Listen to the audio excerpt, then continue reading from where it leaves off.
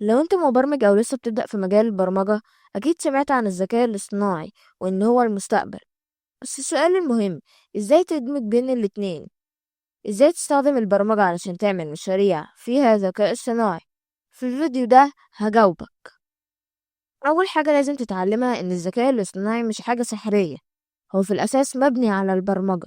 يعني علشان تعمل نظام ذكاء اصطناعي لازم تكون عارف لغات برمجة زي بايثون، لأن بايثون هي لغة رقم واحد في المجال ده.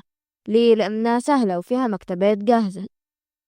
طب الذكاء الاصطناعي ممكن يخلي برنامجك يتعرف على الصور ويفهم الكلام ويتوقع المستقبل، وحتى يرد عليك زي ما أنا بعمل دلوقتي.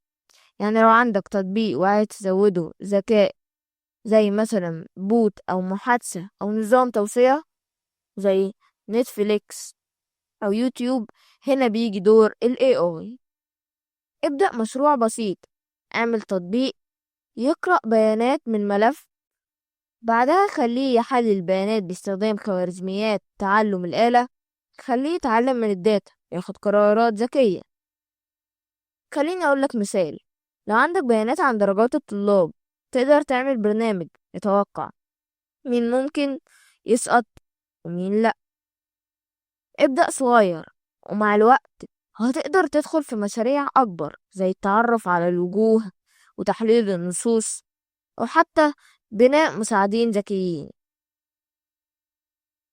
البرمجة هي الأداة، والذكاء الاصطناعي هو الإمكانيات، ولما تدمجهم بتفتح باب لا نهائي من الفرص.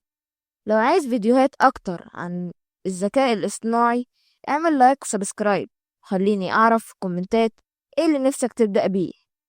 سلام.